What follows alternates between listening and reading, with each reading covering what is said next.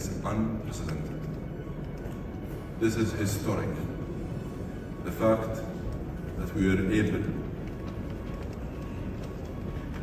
to get the agenda voted and agreed on without any delay.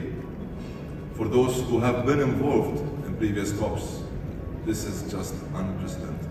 Here at the COP28 summit in Dubai, it's happening here. This is the plenary session. You can see at the background, lots of discussion of the different countries. They are putting their view and they are also trying to find out the solution.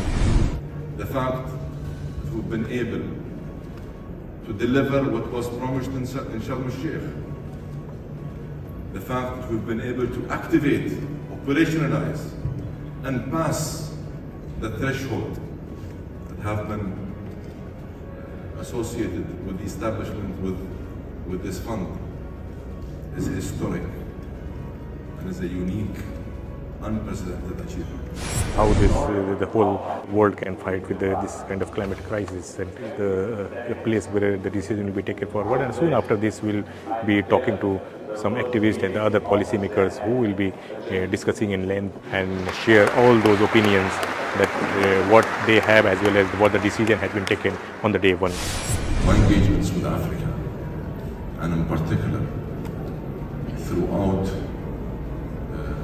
the Africa Climate Summit, were in a big way very beneficial in helping us better shape our strategy and our set of objectives for COP28. So in a way, it was a platform that have helped catalyze the COP28 ability to better refine its plans and objectives to cater for what is really needed today, and that is an action-oriented agenda to help address the global challenge and to keep 1.5 degrees. There are many plenary sessions happening. There are many discussions are happening. Today was the opening session here today. It's already going on. But in the middle, we met one of the activists that who has been aggressively talking about saving the planet, and he has been riding the cycle. He's from Germany. I'll just speak to him directly that what he has to say, why he's here, right here in Dubai. So Michael, can you tell me that from Germany you came by cycle, or you have been riding and you are here?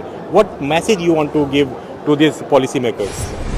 First, hello everybody. Hello to India. My name is Michael. I am a sustainability researcher and a very passionate cyclist, and I bring this together. My work in the last years is a theme about collaboration. This is what we are talking about for more than 40 years. The first COP in 1992 in Rio, all the people said we can do it only together. But what happens? 41 years later, we are far away from global collaboration. So I started the project Expedition Hope, and I started on the 22nd of April. This is a special day. This is the United Nations Annual Earth Day. And I come with muscle power with my bicycle from Berlin here to the COP to Dubai. 222 days, 8,862 kilometers to bring this message to the world. Stand up for the planet, start collaboration. This is a universal value. Without collaboration, big solutions are not possible. As you told that there is no change since last over 40 years they have been discussing. Why you are being hopeless? Because you have been struggling, and how much support you are getting from the policymakers? This is a problem. The policymakers, they are only living in their own world. And I can tell you, my project is not a speed race. I take all the time to speak to the local people in all these 13 countries which I crossed. And there is so much big wish by the basic people for freedom and to live in peace with nature.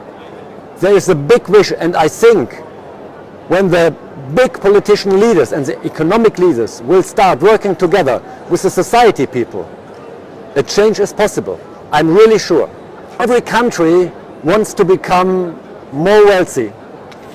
This is an old rule from the past. You know, this brings us in this situation. There are only a few people in the world who are very rich, and the most people are poor. And what will happen after climate change. The poor people will become more poor. And then we will get a social crisis before the environmental catastrophe. So I think that you are talking about the capitalism, that what world is grappling through, You know, through these kind of things. I'm an economist, yeah? Okay. I'm not a social dreamer. Yeah. Collaboration, this is a universal value, and we have to look for solutions that everybody on the world has to be in sufficient lives. This is very important. If the people are only looking how to survive from one day to another, they have no chance to look to the environment and to other problems we have. So one last question that I want to know from you, as you spoke about the richer will be more richer and the poorer will be more poorer, then why these Western countries, that more affluent countries, they are giving burden to the developing countries, so they have to take care of this kind of fossil fuels and other things. They are not taking care themselves, and they should take the responsibility, as we see. It started in the global north. This is right. Yeah. But now we have one global system, and what I'm observing is that all the other countries in the world will copy this global north strategy. Okay. And this makes me a little bit afraid. We have to look about a common lifestyle. Yeah, this is what we need.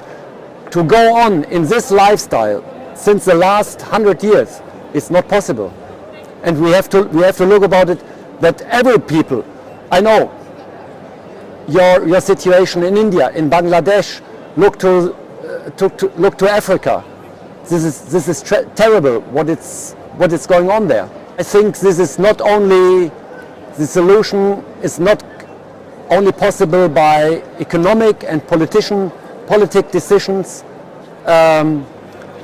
We need global justice. This in the last years on the COPs before, they are talking about this theme, but nothing happens.